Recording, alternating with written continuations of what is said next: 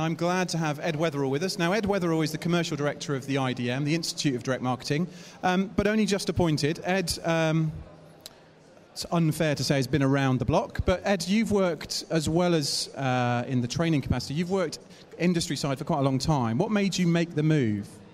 I think that seeing there's definite need for people to train more in digital. I think there's more and more from a sales point of view. When I was on the agency side, you spent a lot of time educating clients, trying to help them understand the value of the channel, how to use the channel and what it should be used for. Then the opportunity came up to work for the IDM to help them develop their corporate strategy. I thought it was a great opportunity, so definitely. And if I'm not familiar with the IDM, although I am, what do you do? So it's training around direct and digital, but I think one of the best kept secrets is there's a big corporate offering as well. So that's talent management, skill succession planning, and all of those things. But as a base, it's around taking people, bring them to at least to a base level, and then either specialising, strategy, mobile, the full breadth of training. And I guess, in these austere times, it's very difficult for organisations to always justify the budget. Why, if I'm a marketing director of brand X, Y or Z, should I spend money on training? Is it that important? The word training, I think, is probably the dirty word in the industry. So, for who do we cut first? First, let's cut marketing, then let's cut the training budget. But if you start using words like talent, skills development, personal development, succession planning, these are actually on the board's agenda. It's just as soon as you say the word training, it's like we haven't got a training budget.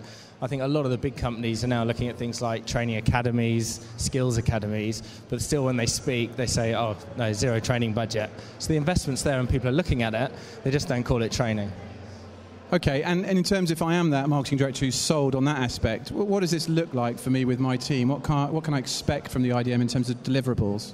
Yeah, I think that it's point of measuring it. So looking at your skills gap analysis, so it's very difficult for you to understand all the skills that you need in digital and what your team has and doesn't have, because you only know what you know.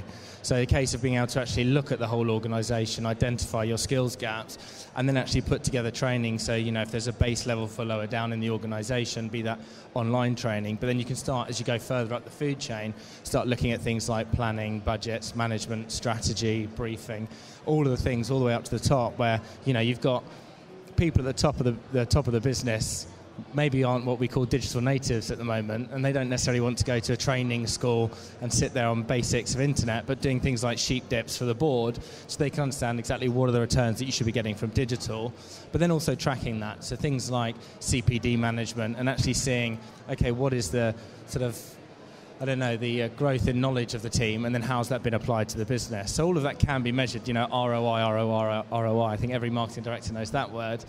But even more about understanding and skilling your people. What is the benefit of that? So that must have been quite a portfolio then, in terms of, the digital world's expanded, even if you just look digital and data and direct, but so many different disciplines, so many different tactics. Can you keep up? Do you have that to cover for all bases? I think, and that's probably one of the unique things about the IDM, is that we actually use practitioners in the market. So it's not theory-based. We're not using people who are maybe sort of excessive professors and reading books who, by the time you print them, like you said, they're out of date.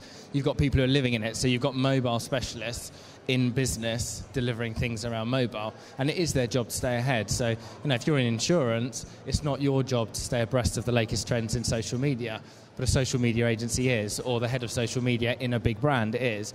So that person can come in and actually talk about how you apply it to business.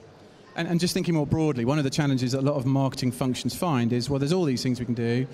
How do we prioritise the activities, the channels, the tactics? Does this kind of thing help that too?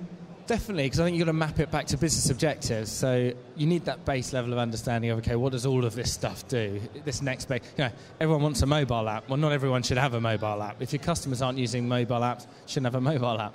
But getting a brief understanding, but then deep diving further, okay, by understanding from a business objectives and tying it back to those, you're much more likely to get the benefits from training and from marketing itself.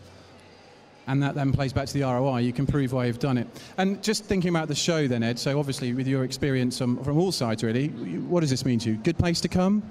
I think definitely a good place. It's a bit confusing. I keep looking at floor plans. I realise I've got to look at pink, yellow, blue, whatever. Not helpful if you're colourblind. No, exactly. But, saw you with the microphone and just sort of gravitated straight towards you, so that was much easier. Yeah, Saturn and I with our own gravitational pulls to people like you. Brilliant. Okay. And in terms of, if an organisation wants to think about how they improve, and I'm not going to use the T word, what do we start? What are the first things they should start to sit down and consider?